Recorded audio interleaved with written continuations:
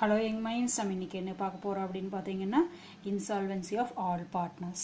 ஓகேங்களா? சோ பார்க்கலாம். A, B are in equal partnership. A and B வந்து equal partners இருக்காங்க. Their balance sheet stood as following. A's capital, creditors, plant and machinery, furniture, debtors, stock, bank, B's capital. A's capital liability side-லியும் B's capital வந்து asset side-லியும் இருக்குது. The assets were realized as follows.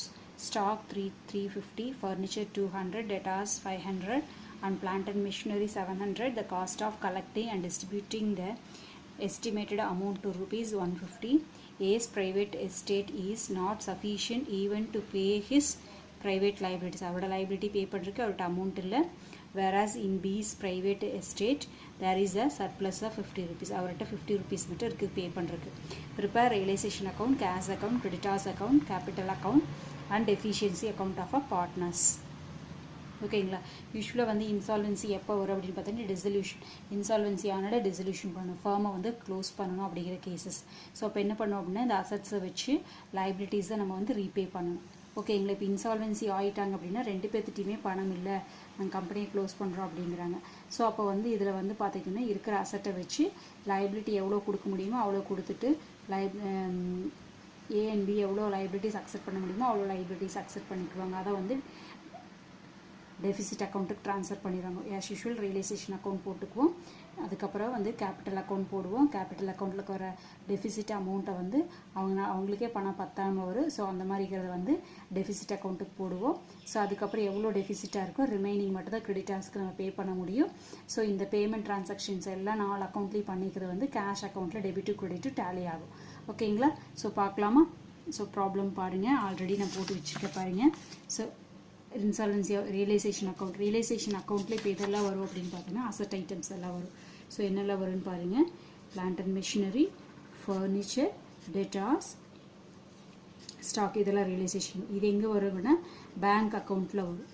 இது எங்கே வருங்க? Capital அக்கௌண்ட்டுக்கு போயிடும். So credit சைடில் பாருங்கள், இது வந்து கிரெடிட்டார்ஸ் அக்கௌண்ட்டுன்னு செப்பரேட்டாக பண்ணுறதுனால இது வந்து கிரெடிட்டார்ஸ் அக்கௌண்ட்டுக்கு போய் இது வந்து கேபிட்டல் அக்கௌண்ட்டுக்கு போயிடும். ஓகேங்களா? ஸோ அதுக்கப்புறம் இந்த ஐட்டம்ஸ் எல்லாம் எங்கே வருங்க? ரியலைசேஷன் அக்கௌண்ட்டில் கிரெடிட் சைடு வரும். ஓகேவா? ஸோ ஒவ்வொன்றா பார்க்கலாம் பாருங்கள். இப்போ வந்து ரியலைசேஷனில் வர ஐட்டம்ஸ் அப்படின்னு பார்த்தீங்கன்னா ரியலைசேஷனில் வர்றது 1 2 3 4 ஐட்டம்ஸா? 1 2 3 4 ஐட்டம்ஸ். ஸோ பார்த்துக்கலாம், அப்படியே ஒவ்வொன்றா எடுத்து எழுதிக்கலாம் பாருங்கள். எடுத்து எழுதிக்கிறோம் பாருங்கள். அசட் ஐட்டம் எப்போவும் எங்கே வரும்னு சொல்லியிருக்கேன், டெபிட் சைடு வரும்னு சொல்லியிருக்கிறீங்களா? ஸோ பிளான்ட் 2 ரியலைசேஷனில் 2 plant and machinery 1450. So furniture 400. So அதுக்கு அடுத்தது என்ன இருக்கீங்க? டெட்டாஸ் 500. ஓகேங்களா? So debtors 500. அதுக்கப்புறம் நெக்ஸ்ட் என்ன இருக்கீங்க? ஸ்டாக் 625. எடுத்து எழுதியாச்சா? ஓகேங்களா? ஸோ அதுக்கப்புறம் வந்து பார்த்தீங்க அப்படின்னா இந்த 2 அமௌண்ட்டும் வராது, இங்கே எதுவும் இல்லை. ஓகேங்களா? ஸோ அதுக்கப்புறம் நெக்ஸ்ட்டு பார்த்தீங்க அப்படின்னா உங்களுக்கு என்ன இருக்குது அப்படின்னு பார்த்தீங்கன்னா ஸ்டாக்கோட வேல்யூ ரியலைஸ் ஆகிருக்கு இல்லைங்களா? ஸோ அந்த ரியலைஸ் வேல்யூ தான் வரும் நம்மளுக்கு. ஸ்டாக்கோட வேல்யூ நம்மளுக்கு எவ்வளோ இருக்குங்க? 350 ரியலைஸ் ஆகிருக்கு. ஸோ இது வந்து ரியலைஸ் அப்படின்னா வந்து ஸோ பர்ச்சேஸ் பண்ண மாதிரி நம்மகிட்ட இருக்கிறத பர்ச்சேஸ்னு அசம்ஷன் பண்ணிக்கோங்க. நம்மகிட்ட இருக்கிற அமௌண்ட்டு இதை சேல் பண்ணோம் அப்படின்னு எங்கே வரணுங்க? ஆப்போசிட் சைடு வரணுமா? சேல் என்ட்ரி எப்போ எங்கே வரும்? ஆப்போசிட் சைடில். ஸோ அதே தான் இப்போவும் பண்ணுறோம். ஓகேங்களா? ஸோ பார்த்துக்கோங்க, இங்கே பாருங்கள். ஃபர்னிச்சர் எவ்வளவு, ஸ்டாக் எவ்வளோ சேல் பண்ணியிருக்கீங்க? 350க்கா? ஸோ கேஷ் ரிசீவ் பண்ணுவோம் இல்லைங்களா? So by bank stock 350. So அதே மாதிரி ஃபர்னிச்சர் 200, பை பேங்க் 200. ஸோ அதே மாதிரி டெட்டாஸ் 500க்கு வந்து பை பேங்க் டெட்டாஸ் 200. ஓகேங்க, 500. Plant and machinery 700. Plant and மிஷினரியோடது 700 ரிசீவ் பண்ணிடுச்சு. அதுக்கப்புறம் வந்து cost of collecting and distributing, இந்த அமௌண்ட் எல்லாம் கலெக்ட் பண்ணி கிரெடிட்டார்ஸ்க்கெல்லாம் பே பண்ணி செட்டில் பண்ணுறதுக்கு எவ்வளோ எக்ஸ்பென்ஸ் ஆகிருக்கீங்க? 150. இது வந்து எக்ஸ்பென்சஸ் எங்கே வருங்க? டெபிட் சைடில் வந்து 2 பேங்க் எக்ஸ்பென்சஸ் 150 போட்டிருக்கும். அவ்வளோதான். ஓகேங்களா? இது வந்து ஏ கிட்ட எந்த அமௌண்ட்டும் இல்லை, பி கிட்ட வந்து 50 ருபீஸ் இருக்குது அப்படின்னு சொல்லி அது எங்கே வருங்க? கேபிட்டல் அக்கௌண்ட்டில் வரும். அவ்வளோதான். ஓகேங்களா?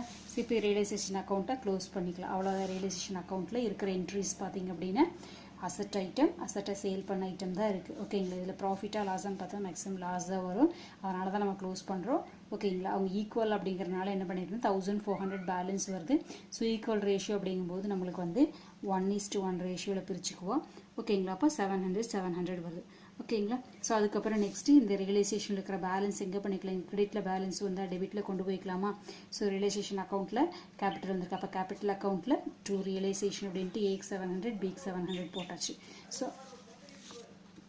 அதுக்கப்புறம் பார்த்து ஏவோட கேபிட்டல் லைபிலிட்டி சைடில் இருக்குது 600 ருபீஸ். அப்போ எங்கே வருங்க, பை பேலன்ஸ் அப்படின்ட்டு கிரெடிட் சைடில் வரும். ஸோ நெக்ஸ்ட் வந்து பார்த்தீங்க அப்படின்னா பியோட கேபிட்டல் அசட் சைடு இருக்குது 1200. அசட் சைட்லேருந்து எங்கே வருங்க, டெபிட் சைடில் வருமா 1200. ஸோ வேறு எந்த டிரான்சாக்ஷன்ஸ் இருக்கான்னு பாருங்கள். இங்கே ஒரு 50 ருபீஸ் வந்து இருக்கு இல்லையா. 50 ருபீஸ் யாரோடது இருக்குங்க, பியோடது. ஓகேங்களா. ஸோ கேபிட்டல் அமௌண்ட்டோட என்ன பண்ணுங்க, அப்போ ஆட் ஆகுமா. ஓகேங்களா. அப்போ பை பேங்க் 50 ருபீஸ் அவ்வளோதான். ஸோ க்ளோஸ் பண்ணும்போது ஏக்கு 700 இந்த சைடில் இருக்குது, இந்த பக்கம் 600 இருக்குது. ஸோ 100 ருபீஸ் டெஃபிசிட் ஆகுது அவருக்கு. ஸோ இவருக்கு பார்த்தீங்கன்னா 700 1200 1900 ஆகுது. இங்கே வந்து ஜஸ்ட் 50 ருபீஸ் தான் அவர் கையில் இருக்குது. 1850 என்னது அவரோட டெஃபிசிட் அக்கௌண்ட்டுக்கு ட்ரான்ஸ்ஃபர் பண்ணுறோம். ஸோ பேலன்ஸ் இங்கே பார்த்தீங்க அப்படின்னா 100 ருபீஸு 1850. ஸோ இங்கே தான் டெஃபிசிட் அக்கௌண்ட் நம்மளுக்கு ஸ்டார்ட் ஆகுது. ஸோ இதை வச்சு நம்ம அப்படியே என்ன பண்ணுங்க, டெஃபிசிட் அக்கௌண்ட்டு போடணும். டெபிசிட் அக்கௌண்ட்டில் போட்டீங்க அப்படின்னா ஸோ இங்கே வந்திருக்கு, கிரெடிட் சைடில் வந்திருக்கா. அப்போ எங்கே வருங்க, டெபிட் சைடில் வருமா. டெபிட் சைடில் 100 1850. இங்கே வருங்க ஏவோட கேபிட்டல் பியோட கேபிட்டல் அப்படின்றது. ஸோ பாருங்கள், ஏஸ் கேபிட்டல் 100 பிஸ் கேபிட்டல் 1850. ஓகேங்களா. ஸோ டோட்டலாக வந்து எவ்வளோ பேலன்ஸ் இருக்குது பார்த்தீங்கன்னா 1950 பே பண்ண முடியாமல் இருக்குது. யாருக்கு கம்மியாகும் அப்படின்னு பார்த்தீங்கன்னா கிரெடிட்டாஸ்க்கு. ஓகேங்களா. ஸோ இதுதான் நம்மளுக்கு பேலன்ஸிங் ஃபிகர் இந்த இடத்துல 1950. அதுக்கப்புறம் கிரெடிட்டாஸோட அக்கௌண்ட் போடும். ஸோ கிரெடிட்டாஸோட அக்கௌண்ட்டில் கிரெடிட்டாஸ் எவ்வளோ இருக்குங்க பாருங்கள். கிரெடிட்டாஸுக்கு பார்த்தீங்கன்னா 3900 இருக்குது. ஸோ 3900 வந்து லைபிலிட்டி ஐட்டம் ஓப்பனிங் பேலன்ஸ் போட்டாச்சு. ஸோ அதுக்கப்புறம் டெபிசிட் அக்கௌண்ட்டில் இருக்கிற ஐட்டம்ஸ் இங்கே கொண்டு வந்தீங்கன்னா வர பேங்க் அக்கௌண்ட் இதுதான் நம்மளால் ஃபைனலாக பே பண்ண முடிய அமௌண்ட்டு. ஓகேங்களா. 1950 போக ரிமைனிங் எவ்வளோ இருக்குது அப்படின்னு பார்த்தா 1950. ஸோ இதான் வந்து ஃபைனல் செட்டில்மெண்ட்டு. ஃபைனல் செட்டில்மெண்ட் நம்மளால் இவ்வளோ தான் பே பண்ண முடியும். ஓகேங்களா. ஃபுல் அமௌண்ட் நம்மளுக்கு இவ்வளோ தான் பே பண்ண முடியும். ஃபைனலாக நம்மளால் ஃபைனல் பேமெண்ட்டு நம்மளால் என்ன பண்ண முடியுங்க, 3900க்கு 1950 தான் பே பண்ண முடியும். ஓகேங்களா. ஸோ இதுதான் ஃபைனல் பேமெண்ட்டு. ஓகேவா. ஸோ அதுக்கப்புறம் பேங்க் அக்கௌண்ட் ஆஸ் யூஷுவலாக தான் எங்கெல்லாம் பேங்க் எடுக்கோ அந்த என்ட்ரிஸ் எடுத்துக்க வேண்டியது. ரியலைசேஷன் டெபிட் சைடில் பேங்க் அக்கௌண்ட் 150 இருக்கா. ஸோ ரியலைசேஷன் டெபிட் சைடில் இருக்குது. அப்போ எங்கே வரும், கிரெடிட் சைடில் 150 வந்துருச்சு. ஸோ அதுக்கப்புறம் பார்த்தீங்கன்னா டெபிட் சைடில் இருக்கிற ஐட்டம்ஸ். ஸோ டெபிட் சைடில் இருக்கிற ஐட்டம்ஸ் எல்லாத்தையும் டோட்டல் பண்ணிக்கலாம். 350 200 500 700 எல்லாமே பேங்க் தான், 4 பேங்க் அக்கௌண்ட். ஓகேங்களா. ஸோ டெபிட் சைடில் டோட்டல் பண்ணிக்காங்க 1750 வரும். ஸோ இப்போ வந்து பார்த்தீங்கன்னா ரியலைசேஷன் எல்லா என்ட்ரிஸும் போட்டாச்சு. பேங்க் அக்கௌண்ட்டில் பேங்க்கில் ஏதாவது இருக்கா, இங்கே ஒரு என்ட்ரி இருக்குது. யாரோடதுங்க, பியோடது 50 ருபீஸ் இருக்குது. ஸோ பியோட கேபிட்டல் அக்கௌண்ட் நீங்கள் கிரெடிட்டில் இருக்குது. அப்போ எங்கே வருங்க, அப்போ டெபிட்டில் வருமா, டு பேங்க் 50 ருபீஸ். அதுக்கப்புறம் இங்கே பார்த்தீங்க அப்படின்னா ஸோ அவ்வளோதான் வந்து கேபிட்டல் அக்கௌண்ட்லேயும் எந்த என்ட்ரிஸும் இல்லை. பேங்க் அப்படின்ட்டு ஒரே ஒரு என்ட்ரி தான் இருக்குது.